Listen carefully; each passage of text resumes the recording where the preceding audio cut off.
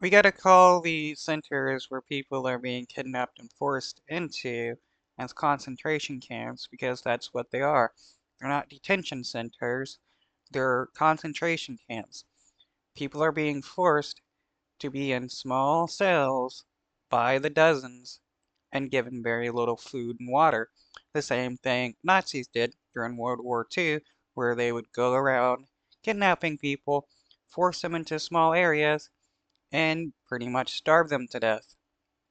5:30, we have new details in the now viral arrest of a gardener in Santa Ana. This video shows federal agents punching the man while he's being detained. That man's son, who is a former U.S. Marine, is now speaking with NBC4 just moments after he says he was able to see his dad today. And the fact that they needed so many agents to take down one elderly person shows the cowardice of the ICE agents and how they are no different than Nazis, because this is what the Nazis would do. NBC4's Amber Frias has more on their family's fight for answers. We spoke with Narciso Barranco's son Alejandro just hours after he had seen his father. He told us his father appeared fragile and very scared. He also shared that his father had told him the conditions inside the detention center are rough. He says he's in a cell with at least 70 others, all sharing one toilet, and that the food and water is limited. Yeah, again, that is no different than what the Nazis were doing to people during World War II, putting them in crowded areas, giving them very little food and water, and basically starving these people to death. Now, Narciso's son tells us he's speaking out for his father because his father never stopped speaking proudly about him and his two brothers. All three of them are Marines. ¿Por qué le pegas? Days after the viral video showing Narciso Barranco's arrest spread across the nation, his family is facing another heartbreaking moment. He looked really... Yeah, these ICE agents are Nazis. That's the accurate description of these people. They're the Gestapo, and these people should be actively resisted and fought against. Really bad. He's still in the same clothes as when they got him. He still has blood on his shirt. He hasn't been able to wash his face because of the mace. It still burns his eyes. His shoulder still hurts. Until today, Barranco's family.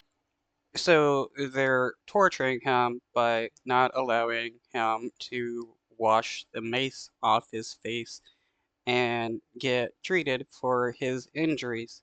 Again, no different than what Nazis were doing in World War II against people that they did not like. We have to call these people what they truly are, Nazis. Family says they had been turned away from the Los Angeles Metropolitan Detention Center, where the 48-year-old landscaper is being held. And as soon as he saw me, he hesitated to come to the window. He just looked down, and I'm like, it's okay, like you're okay. It's okay for you to cry. Like I'll stay strong for you. Barranco has three sons, all Marines. Alejandro is a Marine veteran, and his two brothers are currently serving. It's just so hard. It's insane how you can serve in the military and still be treated like you're an enemy. I mean, the father was not in the military. His kids are. One was. It's just insane how this is allowed to happen, where Nazis are legally allowed to attack and kidnap people and put them into concentration camps.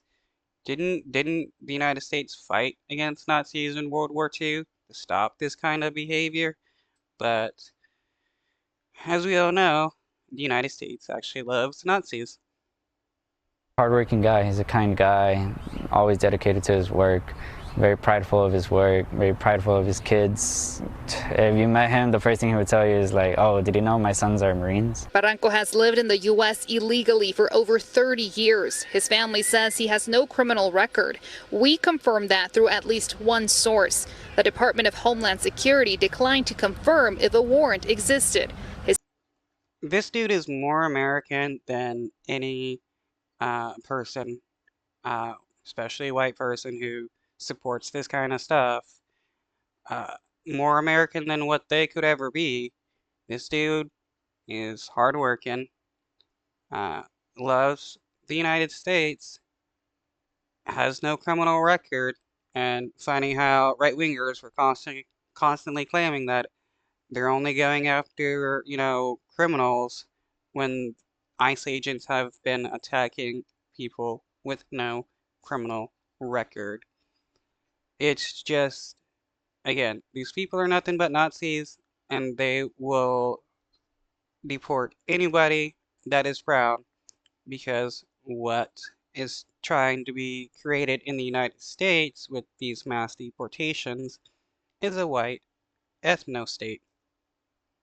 His sons say they only learned where he was through a phone call. We wouldn't have known where he was if over the phone call he didn't tell us what the address was. His case is a painful example for many immigrant families. Arrests at work that tear households apart with no clear path forward.